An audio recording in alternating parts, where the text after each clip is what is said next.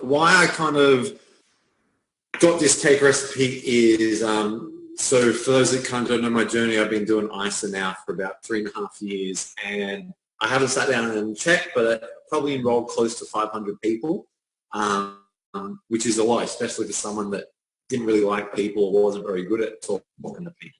And so once I eventually got that going and figured out I did kind of have these skills to talk to a lot of people and help a lot of people get started, I started going to these events and, you chat with everyone.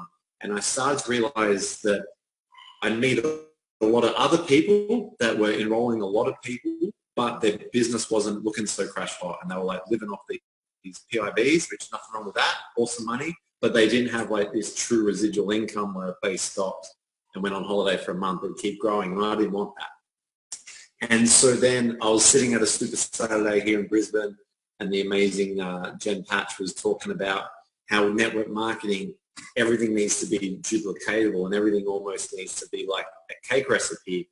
And her point was, if something is like in the form of a cake recipe, it doesn't matter how bad or good someone is, you can hand them a cake recipe and they can have success.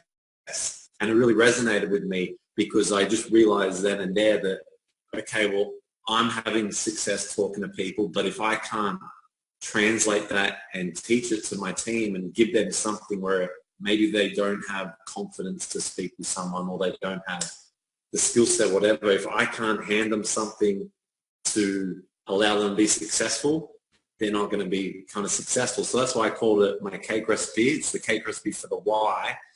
So I kind of put in what I was doing and having so much success in, and I put in, I call it the cake recipe for the why after Jen.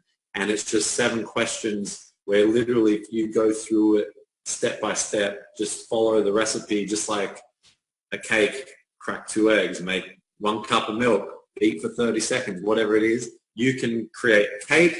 You follow this, you can get to someone's why. And of course, as we know in ISA, the why is everything. The why makes them buy, stuff like that. And then on the flip side, when people come into my team and I'm able to like show them right away, hey, I'm going to be able to teach you exactly what to do. People have so much more confidence and they let go of all these fears in their head that they have where, oh, what am I going to do? What am I going to say? So that's why I've got a cake recipe.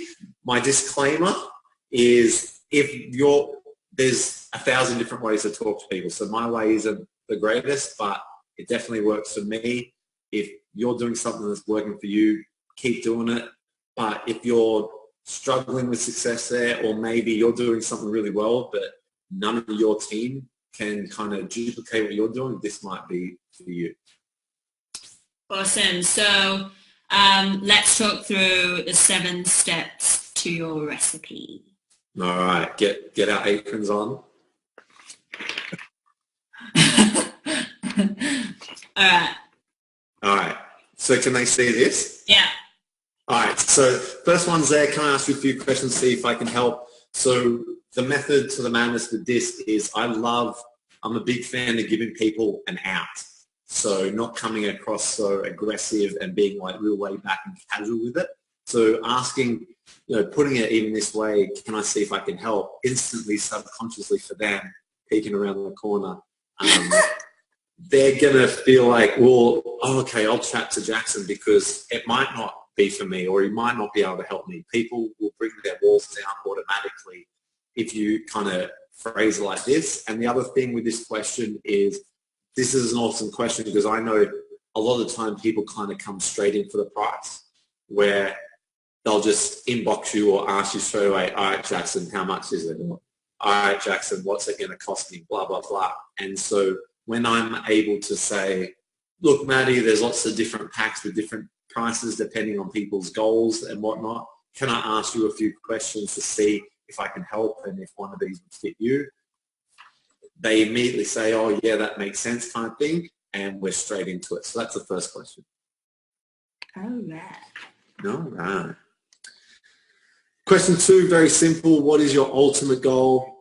We kind of say this, because we're getting right to the point. We're here for a good time, not a long time. So we want to cut right through the BS and find out what their ultimate goal is. Another reason why this is so simple, but we need to ask it is, so many times it's really easy to assume what someone wants, and I've had it happen on countless times where I've assumed that weight loss is what they want or what's most important to them, but once I ask this, they'll say things like, man, I'd give my left leg to sleep through the night, or I'd give my right leg to not have to have a nap or to have energy to play with my kids. And weight is important to them, but it's not on their pecking order. So once I ask this, I know how to kind of talk to them about it. So that's question 2.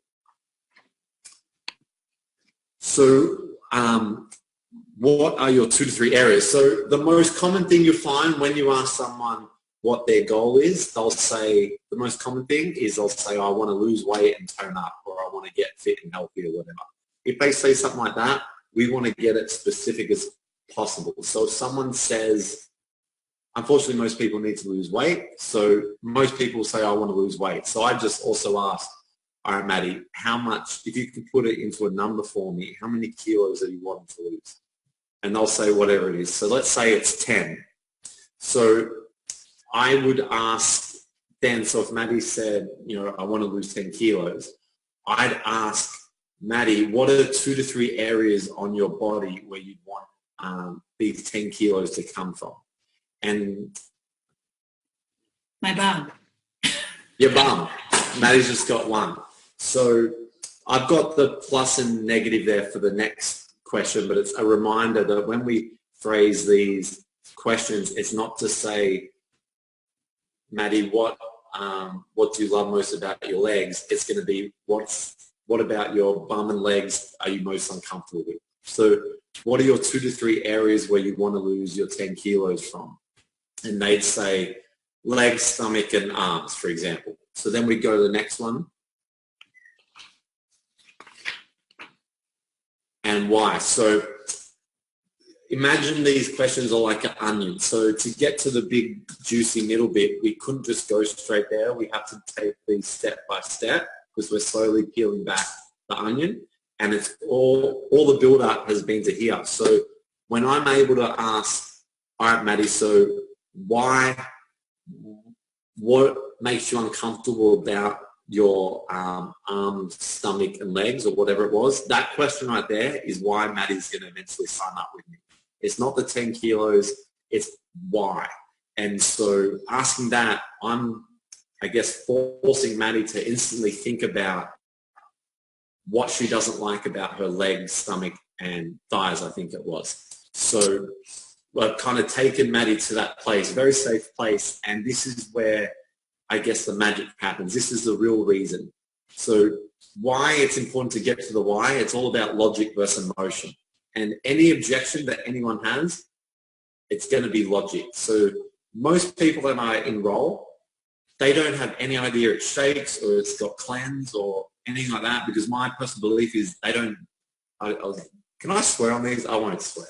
But they don't care. They don't care that it shakes or cleanse. It's irrelevant. What they really care about is how she feels about her stomach, her legs, and her thighs. So asking that, now that we're at this place in the conversation, I mean, they could say anything, but this is going to be the real reason why Maddie's very unhappy with herself. It's not the 10 kilos as a number.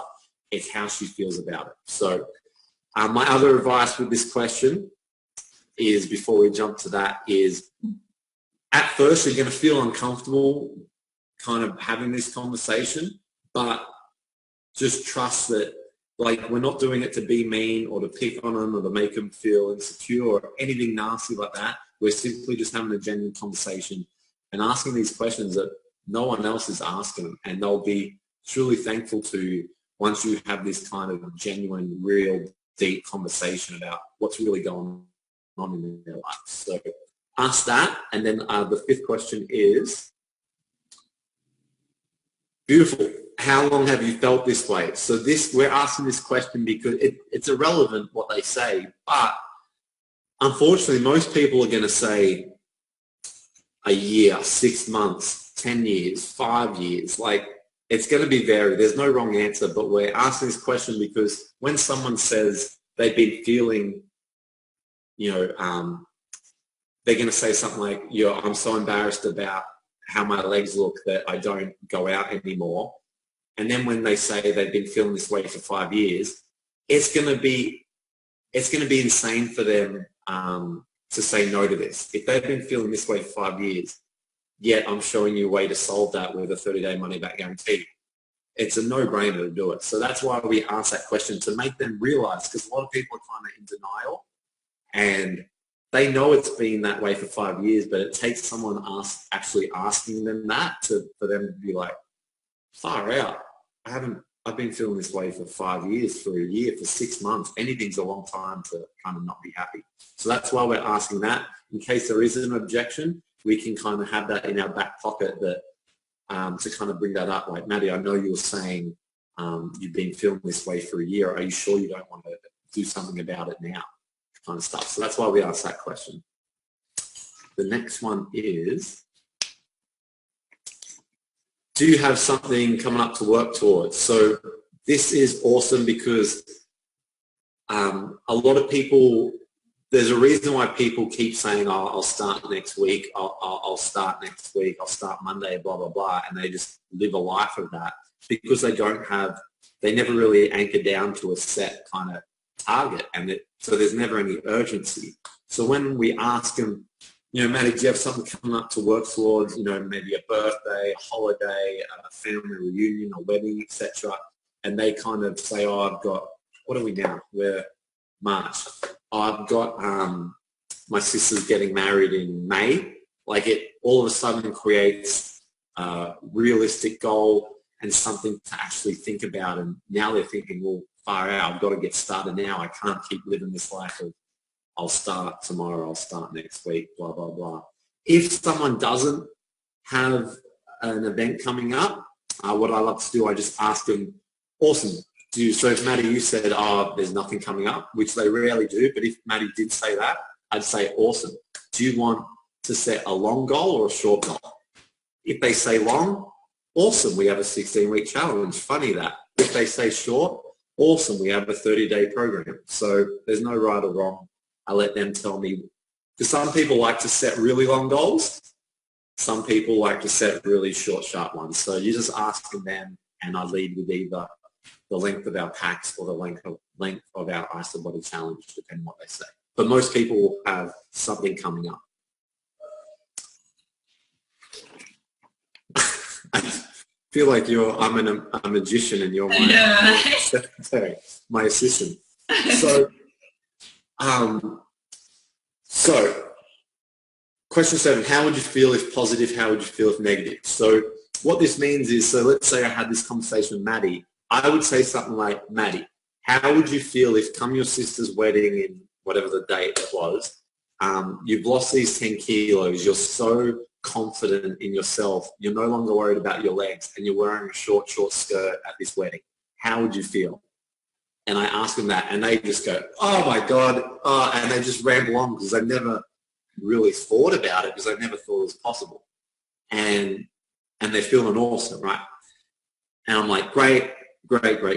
And then I ask the same question, but I guess the negative side of it. So, Maddie, how would you feel if, we didn't really get started and it's your sister's wedding, you haven't been able to release that 10 kilos and you're still really self-confident, self-conscious about, those legs and those arms of yours, and you're always looking around where the camera is because, you don't want to get a photo taken of you. How would you feel? And I ask them opposite to that, of the reality, unfortunately, of what their future will probably look like if they kind of don't get started. Because if you haven't lost it in a year or 5 years or 2 years or 8 months or whatever they've told you, it's very unlikely they're all of a sudden. What's that saying? Things don't change unless you make a change. So that's unfortunately probably going to be the reality. So I just ask them that. The same thing. You don't ask it to pick on them or to rub it in their face. You just genuinely ask them. And of course, the answer is going to be, well, I wouldn't like that, or far out. That's the last thing I want, blah, blah, blah. And then could you just move the paper up and to the right? Yeah, cool. And then so once you ask those two, it's like a roller coaster. So we ask them the positive, then we take them down to the negative, but we take them back, definitely take them back up to that positive and say, well, Maddie, it doesn't matter about that situation because I'm so glad we're having this chat and I'm so excited to help you. From there, you'll find your own kind of way to top it off, but from there you can be like, well, if I sent, that if I would do approach is awesome, if I was to send you a video to explain how this all works, would you be open to taking a look at it? They're going to yell at you to send it. But to be honest, a lot of people just say, well, you hear those stories where they just give you their credit card. Like, that's what happens to me after you do this. And we haven't spoken about shakes or under-natured protein or botanicals or all that stuff. All that stuff is amazing, but no one cares. In my experience, all they care about is their why. And once you talk that, the rest is history. Anything I missed or you want me to shed light on, Maddie? No, I love how you've simplified that, and it's pretty easy to utilize, right? So what would be the difference if you were talking to someone that was looking for the financial solution? Yeah, so we could go through it, it'll be very quickly, but you can do this exact same thing with people that want the business, because as we know, or hopefully we're learning, it's not about the 10 kilos, it's how that extra 10 kilos makes them feel. It's not about the money, it's why they need the money. So if someone wants $500 a week, it's not about the $500, but it's about what having extra $500 would allow them to do, or allow them not to stress about whatever. So you can do this exact same thing with someone that wants the business or the opportunity. So we'll fly through it quickly. So Maddie holds it up. So same thing, can I ask you a few questions, see if this is for you, if it's a fit for you, if I can help. Easy. Question 2. So same thing, what is your ultimate goal? So if Maddie's like, I want to do this as a business, I'll be like, awesome, what's your ultimate goal? How much money do you ultimately want to be earning, each week or each month or whatever it is? So I'd ask them that, and they'd say, what would someone say? $500 a week. That's their goal. I'd say, awesome. Where are 2 to 3 areas in your life, Maddie, where an extra $500 a week would really have an impact on you and your family? And so the same thing, we're getting them not to focus about the money, because it's not about the money, it's about these areas. So they'll say, oh man, if I didn't have to stress every time I went to the letterbox, or I'd be able to put my son in that private school he deserves, but we can't afford it. As you can imagine, there'll be a million different things, but that's how we use that question there. Next one, Maddie.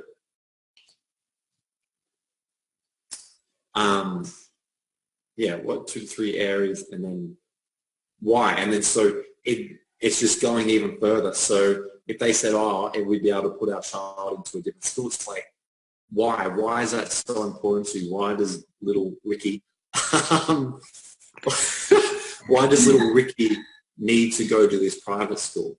Or if they say, if I was an extra $500 a week, I'd take my family on more holidays. It's awesome. Why do you want to take your family on more holidays? What would it mean to your kids? How's it affecting your family that you haven't gone on a holiday in the last 2 years? So same thing, it's not about the money. We're not talking about $500. We're talking about what impact that money is having. So next one, Maddie.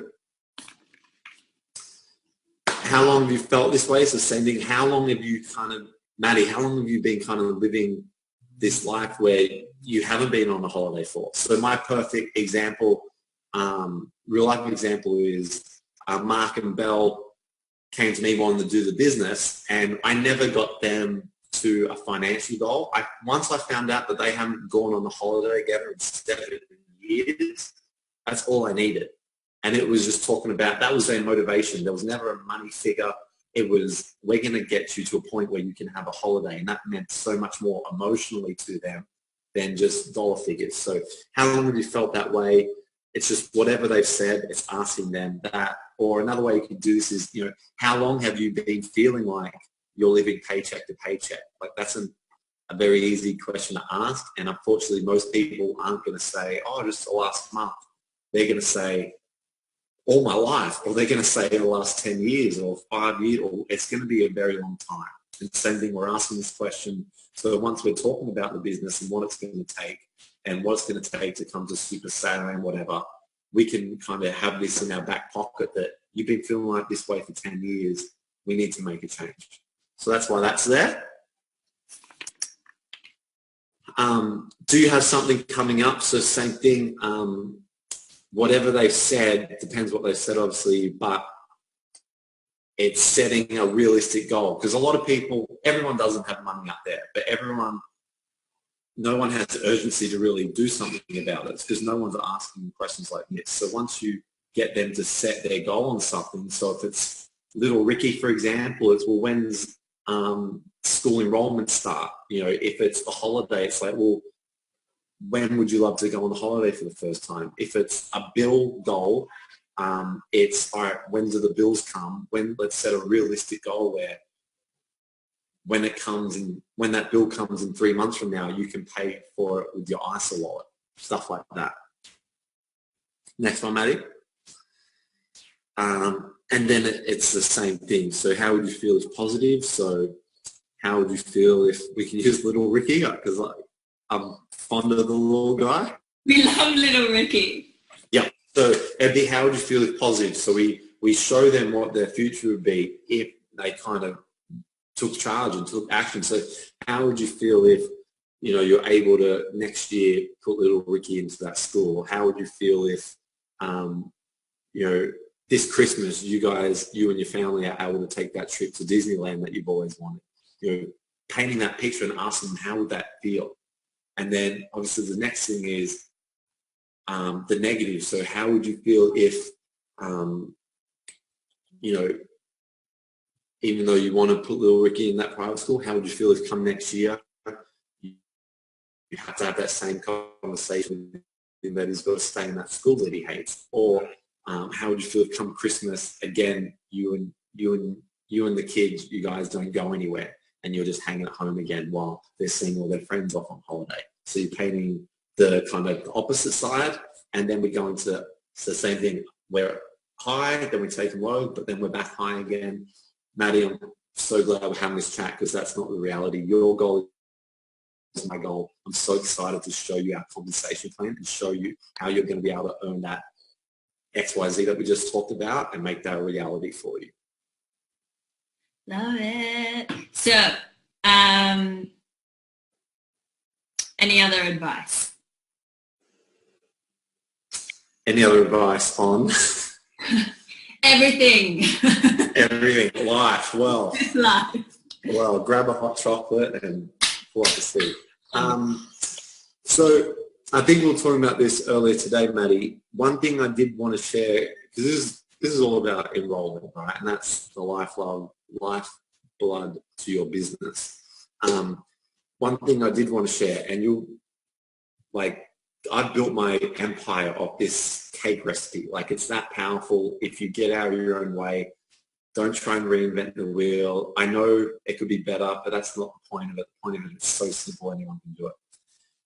But I want to share this story because it was such an awesome highlight for me, I guess is the right word. I was sitting, we had the Millionaire Platinum dinner at Celebration a few weeks ago, and I was sitting next to Jim, Kathy, and Eric on the Cougar table. Don't know how I got there. I think I got lost. But we're chatting, and I shared to them, it came up in conversation, I enrolled 7 people that week during Celebration Week, even though it was chaos. And obviously we're spending most of our days in the crowd. And all at once, they all said the exact same reply to me. And I just loved it because most people don't get this just yet.